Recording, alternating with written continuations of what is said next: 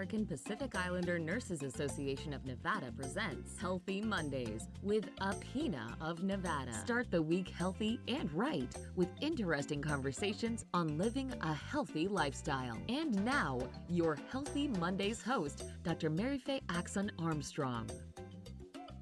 Aloha!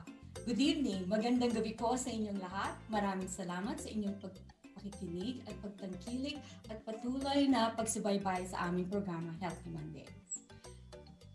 I'm yours truly, Dr. Marife Aczon-Armstrong, founding president of the Asian-American Pacific Islander Nurse Association of Nevada and professor at Roseman University of Health Sciences College of Nursing. As a person, as a nurse, as a colleague, and as a human being, I value and place utmost importance to the diversity in my life. God commanded us to love each other, love one another, to love others as much as you love yourself, do unto others what you would like others do unto you, do to others what others would like to be treated as you would treat yourself. Diversity is not just the color of your skin or which country or family you came from. You know, the last time I looked up the meaning of diversity in Google, diversity is the state of being diverse, a variety. As a noun, it is the practice of quality of including or involving people from a range of different social and ethnic backgrounds and of different genders, sexual orientation, etc.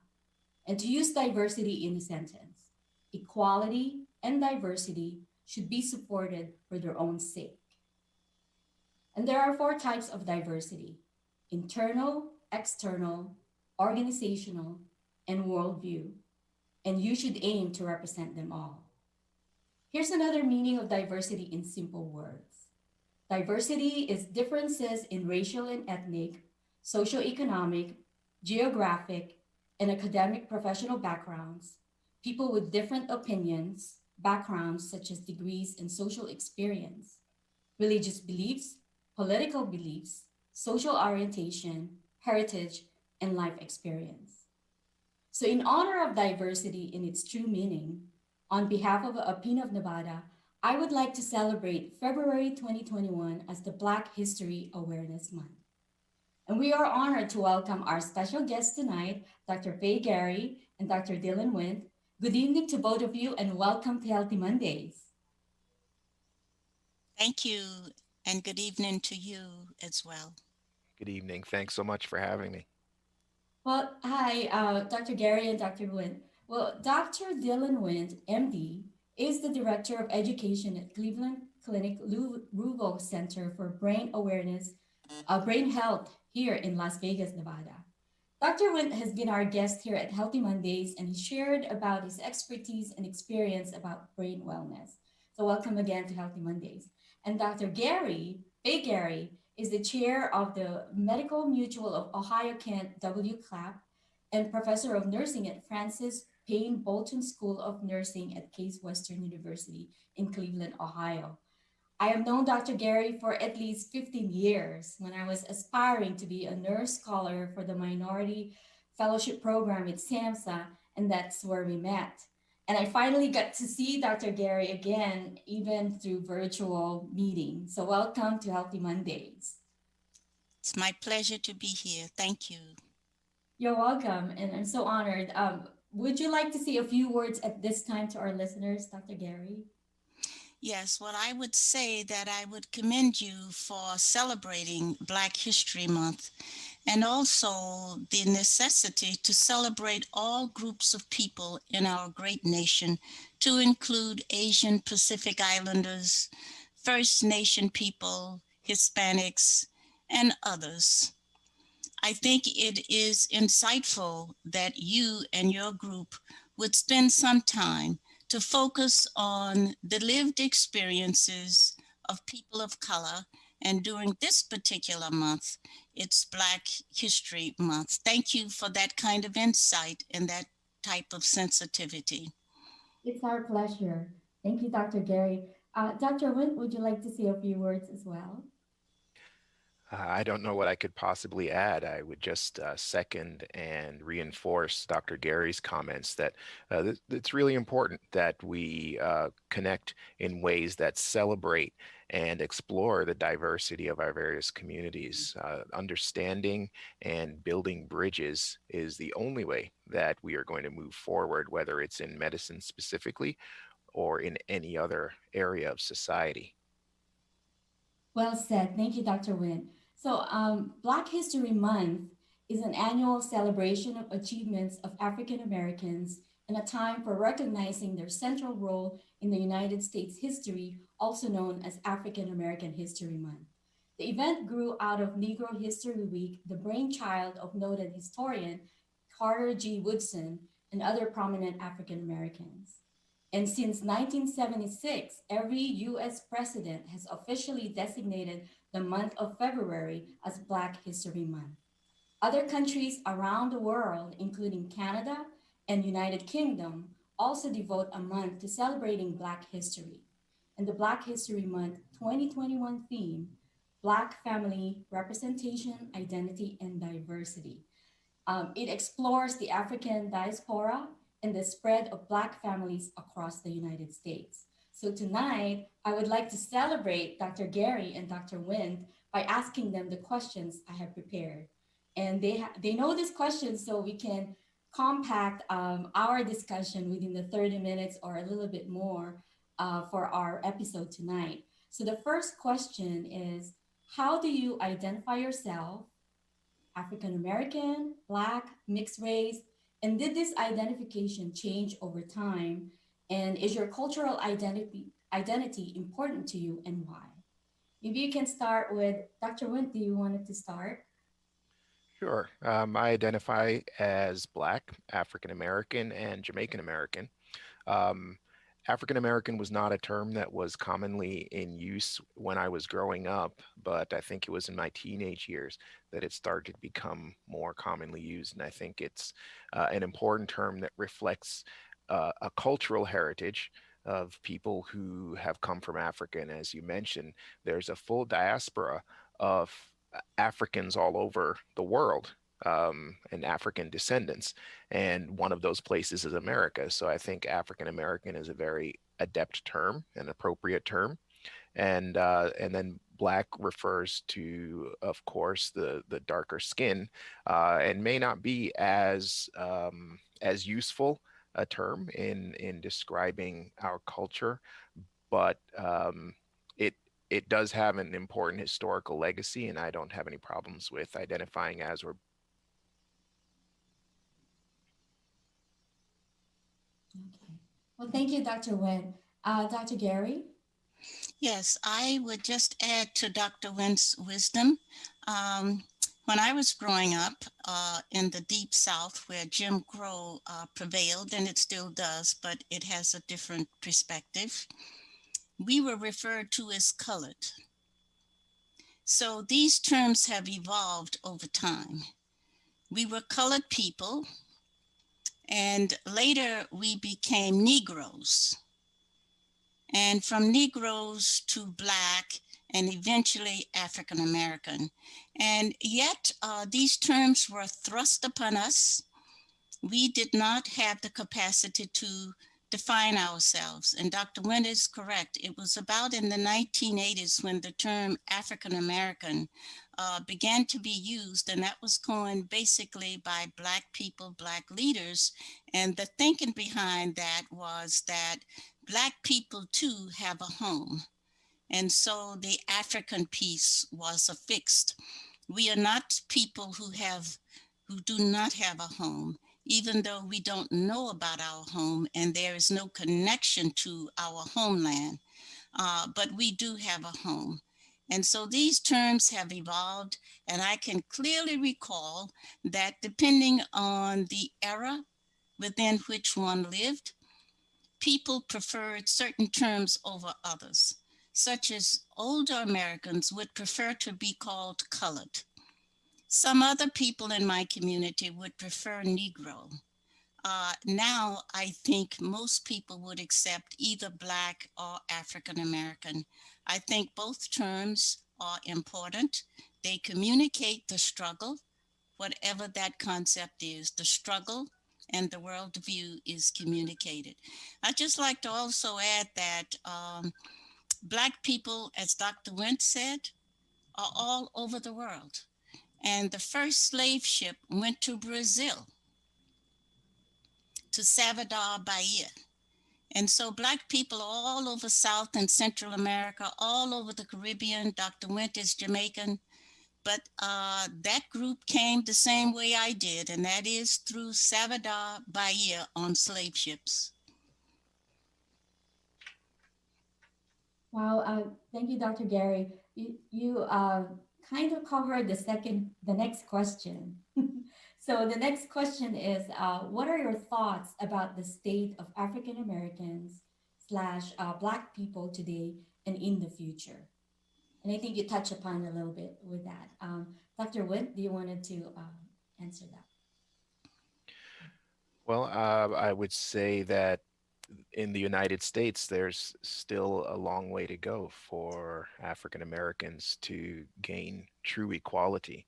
So while the legal system no longer purposefully subjugates African Americans, I think our legal and financial and political and educational systems um, have been very passive in responding to the historical subjugation of people who are Black.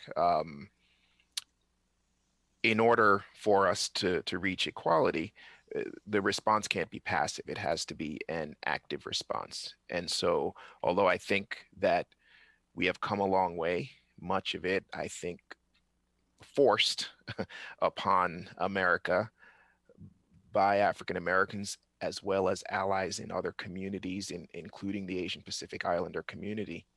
Um, Although we've come a long way, there still is a long way to go in people understanding and recognizing the legacy of slavery, Jim Crow, and how that affects current life. There's this frequent response or imagined response from the majority population of, well, I don't own slaves and or my family didn't own slaves, so what has this got to do with me? But the benefits to white society and the deficits to Black society that were created during slavery and Jim Crow still are there today, and they gather interest. So this is not something where those legacies are less and less important. In fact, they are becoming increasingly important as we see increasing gaps in wealth, in incarceration, in being stopped by police, in credit scores, all over the place. And when you trace it back, you can see that it's because of the policies that initially purposely subjugated us and the lack of policies to help make redress for that. And I would say also that the Black American experience is mirrored in many ways by other communities of color. Um, it's a fight that we're all in together for equality and representation in the United States. It calls for a resounding, constant, continuously increasing awareness about equality and that diversity. And you're right that it's also all around all the ethnic minorities that's happening. I mean, with this COVID-19 and the hate towards the Chinese, and then something happened and the hate towards specific races. So it is still happening. So we need to continue fighting for increasing awareness, fighting for equality and diversity. Thank you for your response. Dr. Gary, you already answered part of it, but I'd like to hear more of your words of wisdom. Yes, well, I will just add to what my colleague Dr. Went has said. I think when you look at marginalized or oppressed people, of whom there are too many in our great nation, we find many, many similarities: poor educational opportunities and poor health access and poor health outcomes. which generates what Dr. Went has already identified. We're going to have poor housing, poor opportunities for better jobs. He's mentioned the wealth gap, credit scores. I think it all generates from the roots of inadequate education and limited access to quality health care. I'm reminded how the federal government has participated in the demise of quality lives and well-being for people of color. I'd like to use an example about First Americans. That's the name that's used in Canada for Native Americans and Alaska Natives. You might know, you mentioned our colleague, Dr. Aczon-Armstrong, just mentioned the COVID virus. Of course, whatever the illness condition is, you're going to find people of color at the top levels of health disparities, whether it's heart disease, cancer, diabetes, etc.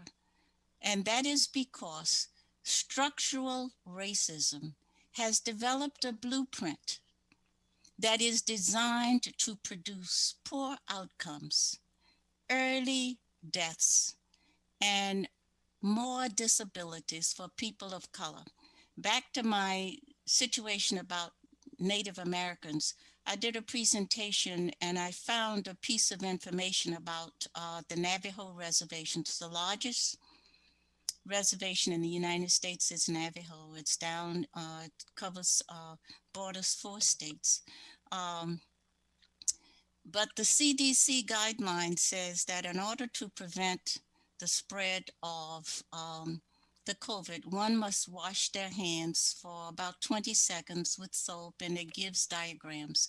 And then later on, I read that on the Navajo reservation, about 50 or 60% of the homes have no running water.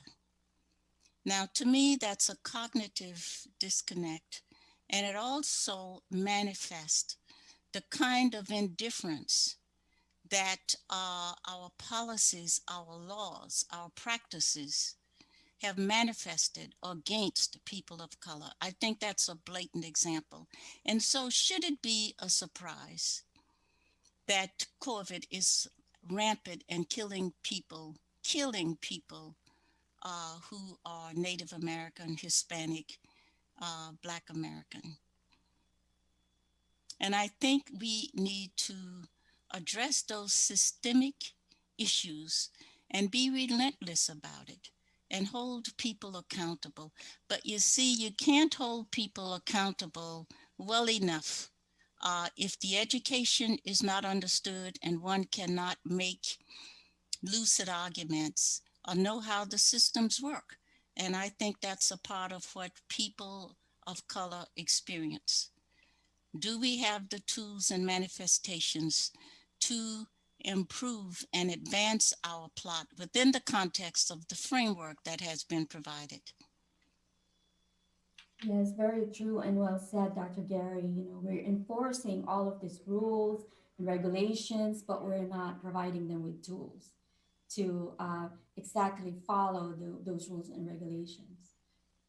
Lots of things for our listeners out there to ponder upon and increase their awareness. What is truly going on in the world, the realities of life? Because the media, they will just show us what they want us to see, and not necessarily the reality. So we need to investigate and not just rely on the social media. So our broadcast tonight, I encourage you to also look at information that we are providing to you. So the next question is, what are your intersectional identities? And how can we better bring together people of different identities, especially those with the most often marginalized identities? Dr. Witt or Dr. Gary, anyone? Well, I suppose the most obvious intersection for me is that I'm both a Black man and an immigrant, two of the groups that are often marginalized in American society, and face very similar challenges. And I think that idea of intersectionality is really important, that many of us don't just fit into one straightforward category as categories are set up by the majority, that we really have to think more about how to, I don't want to use the word label, but how to consider ourselves and how to approach these issues of diversity and equality, and not be as superficial as America has been about these issues thus far. I was once in a panel discussion on affirmative action in education, and I said that I think affirmative action is wrong, and everybody, but then I went on to say affirmative action is wrong, not because there should not be some affirmative action to help people of color uh, make up for the subjugation that's occurred previously. It's wrong because it's a very easy way out and a very cheap way out. The way to approach this, as Dr. Gary said, better education in schools, better housing, access to utilities, access to the same resources that enable others to get ahead. Um, but that's costly, and it requires a lot of thinking and a lot of discussion. And I think, frankly, the best we could get America to do was to just look at the percentages of people and see if we can make them approximately equal society. But that's never going to be a long-term solution, because there really needs to be fundamental change in how we address people's lives. This is a holistic issue, not one that can be managed on the surface, because it's part of the origins of America, written into the Constitution out most of America's history. Um, I mean, if you think about when the Constitution was signed and when the Civil Rights Act was signed, most of the time, America has been a country that favored one race and disfavored others. And so trying to just make up a superficial solution in a matter of a few months or a few years is not going to be the answer to the problem. And unfortunately, convincing most of America of that has been impossible over the couple of centuries the country's been here. Thank you, Dr. Nguyen. I think it's that unwavering efforts. It's just like you said, it's not a short-term solution. Has to be. I really think it has to be become a way of life. Because when something happened, an event happened, that's when everybody's raising their awareness. Then when it quiets down, then it's back to normal. So it's not really normal. We need to make that permanent change. We talk about the civil rights era. Every era should be the civil rights era. We should always be striving for equality. It's like there was this period of time where all of a sudden we realized that Black people were not being treated equally, and then we fixed it. So that was the beginning and end of the civil rights era. But obviously, it's not. And obviously, civil rights does not just include, back to the intersectionality, does not just include African Americans. Um, it includes the First Peoples, includes Hispanic people, it includes Asian Pacific Islanders. Every single one of these groups can point to specific policies, procedures, and attitudes, not just by people in society, but by the government itself, to hold them down. So the again, the very pat answers and solutions that we try and come up with just are not sufficient. We've had a rise in hate crimes against racial minority groups over the past few years. How can that be if this is a post-racial or society, or if the civil rights era, quote unquote, is over? It is still happening. Dr. Gary? Yes, I could only try to extend on what Dr. Wentz said. He said it so eloquently and so beautifully. And I would have to say that one of an intersectionality is I have many. I'm a nurse. I'm a Southerner. Um, I'm a professor. Um, I think I am a critical thinker. And at any given time, any one of those identities, if you are a person of color, can get you into trouble or cause highlights that you don't intend to and really don't have the time or the energy to focus on, but you can't escape that. Dr. Went had mentioned the systems issue, and I would like to focus on systems because I think the nation developed a blueprint. They were very skillful. We always talk about the founding fathers. I admire them too, but they all owned slaves at the time that the Constitution was written. I just read a bit about Thomas Jefferson owned 600 slaves and fathered 6 Black children that we know about. And the mother was Miss Fanny Hemings, who was his slave. I think the interaction started when she was about 14 or 15.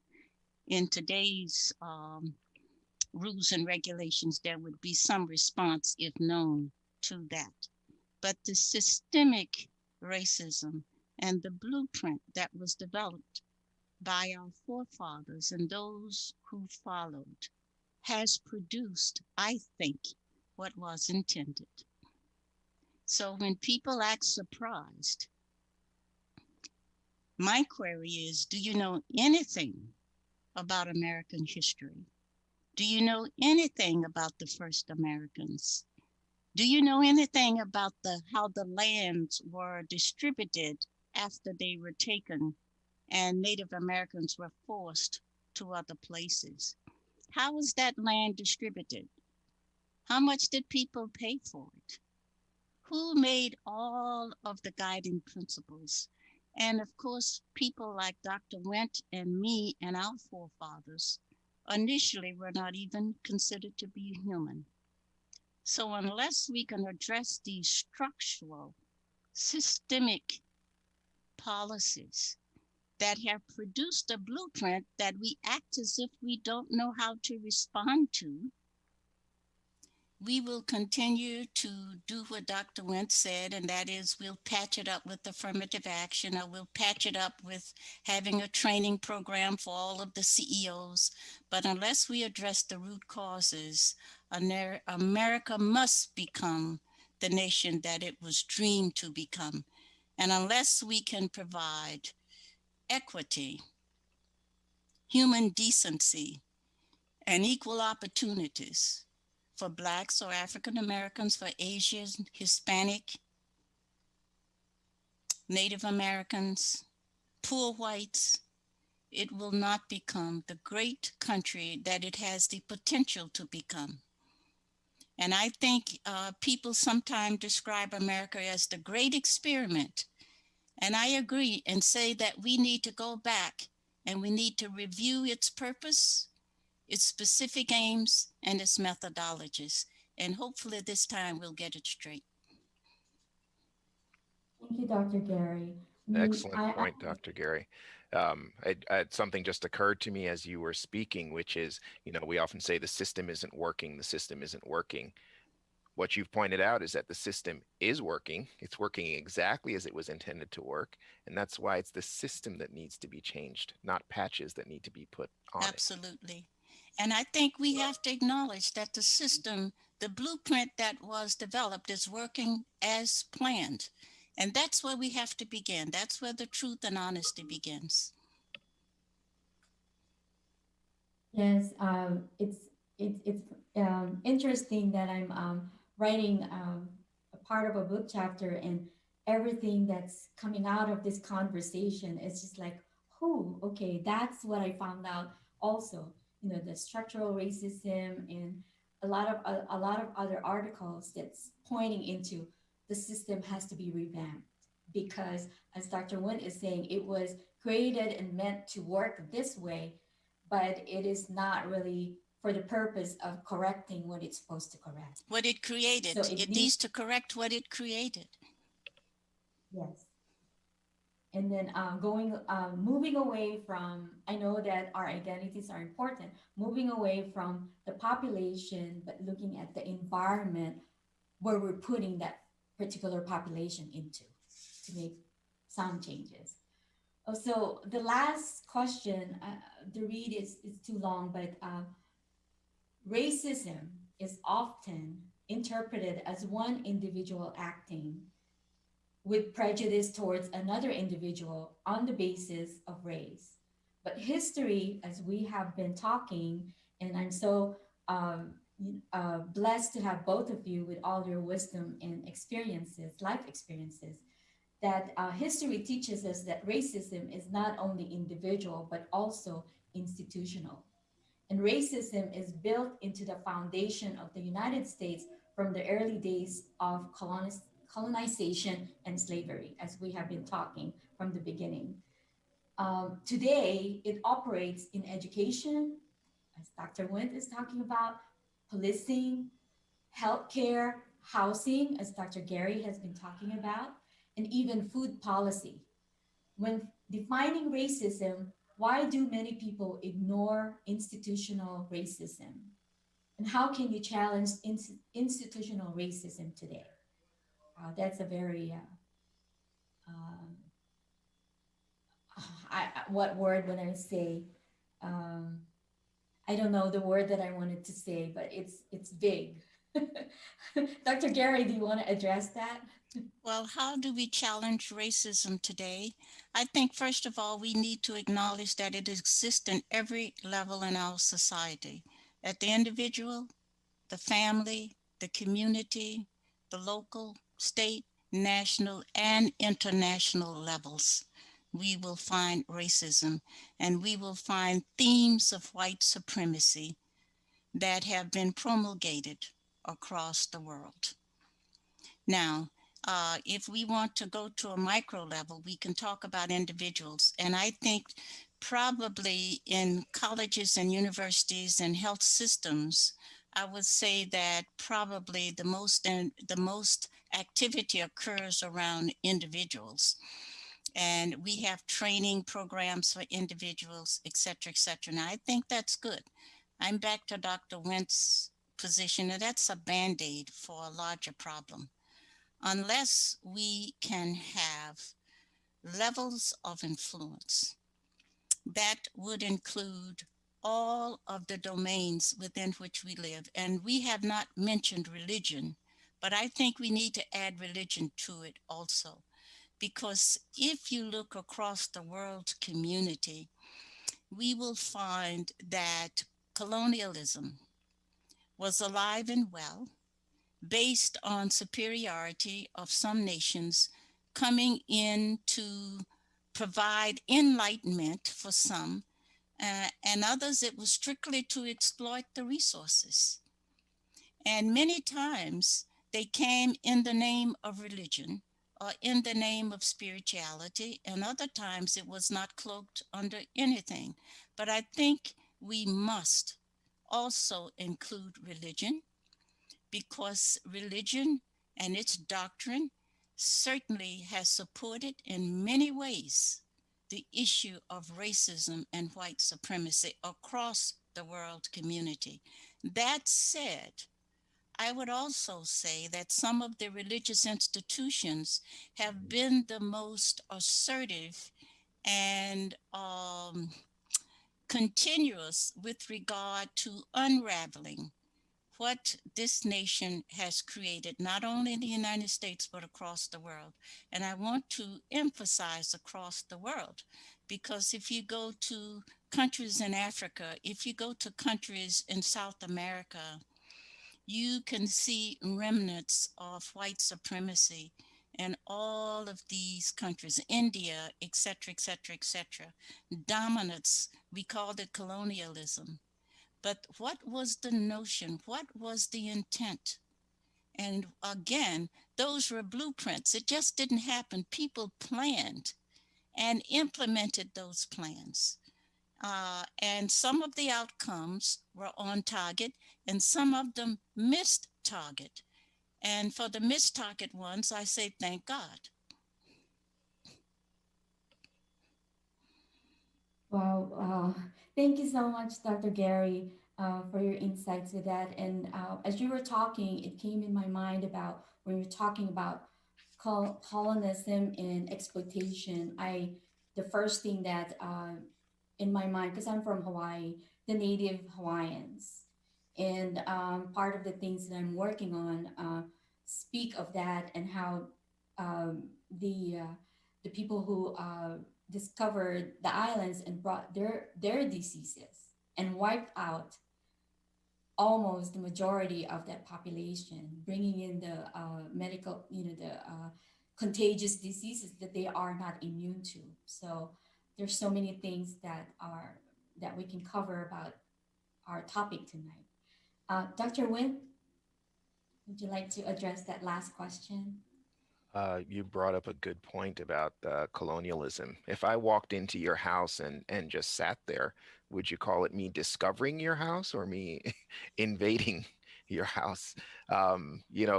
It's not that these places were discovered. If there are people already there, then you didn't discover it. You have invaded it. Um, I uh, the this is a question that really needs tackling, um, as Dr. Gary has said, across the board. Um, we're not going to get solutions with just superficial responses. And as she said, the superficial responses are necessary. If you cut yourself and you're bleeding, yeah, you got to put a bandage on it. But at some point, you have to get stitches. Otherwise, it's just going to keep bleeding. And we are bandaging and bandaging and bandaging, and we're never getting around to the painful but necessary step of putting the stitches in these wounds. And we are going to reap the consequences. We've already reaped some, but you know, if folks think that some protests during some cities for 3 or 6 months, if that's what they consider the consequences of this systemic and prolonged and persistent depression, they really have an unpleasant surprise coming. Thank you. I like that. The cut, the bleeding, and I wanted to add the scar because it happened and you cannot remove it. And so may we all be Absolutely. reminded of that scar because it represents the history itself, it represents the pain, it represents the good and bad memories for those people who are inflicted with racism and forgetting about the diversity. So wow, tonight is it's a lot of information, a lot of increasing awareness for our listeners here in the Valley and beyond. Intentionally, our program, our show is only to reach out to people here in Southern Nevada, as we call the Valley. But it seems like all the people I know from the Philippines, from Africa, my friends from Uganda are also listening to us in Canada and all the other parts of the world. Truly, diversity needs to resonate in all of us and be it a part of our lives. So um, we are, time flies when we're having fun, and that's my cue. Thank you, Dr. Gary, Dr. Wind, for being our special guest tonight and for sharing your expertise and your personal experiences and insights. Nothing can compare to that. And I hope our listeners are realizing this is a valuable information that we are sharing with you. Also, I'd just like to also say that Dr. Winton, I would like to thank you too, because you are a citizen of the world and Yes. you go to provide health care, education, and improve the lives of women, children, and families all over the world. So thank you for being a citizen of the world. And I Indeed. say to you, you are a role model for both of us. You're doing the kind of hard work that we're talking about when it comes to bringing equality and justice. thank you for your kind words. It's my pleasure. It's my passion. And you mentioned about religion, and I think all of us, we have, God has plans for all of us. And I think this, I call this my mission. It's a calling. And it's just, God put it in my heart to do this and to share with everybody, reach out to everybody. And whatever episode we have, the first thing that I think of, is it going to be a good information? Is this going to be helpful to our listeners? Is it going to unite everybody for a common cause? And I think tonight's episode resonate on behalf of Apino of Nevada. This is in part of our mission statement for our organization. And I think that's an example of God's blueprint. Everyone is important in this world and made in his image. Yes, absolutely. Amen to that, Dr. Gary. Yes. Yes, I also wanted to say a special thanks to PHLB Radio for partnering with us to bring important information, aspiring information to our listeners in the Valley and beyond. And thank you, listeners, our kababayan, Filipinos, friends. This is a Filipino radio show, that's why I had to plug that in. And our friends for listening to us and joining us on this Monday night.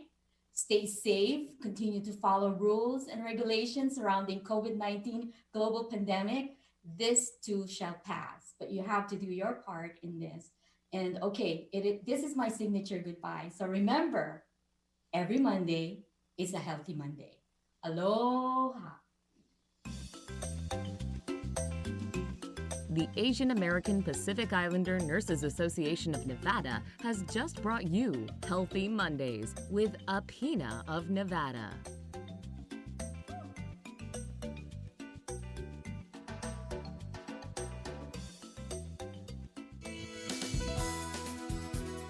This is your Filipino radio experience in Las Vegas. PHLV Radio.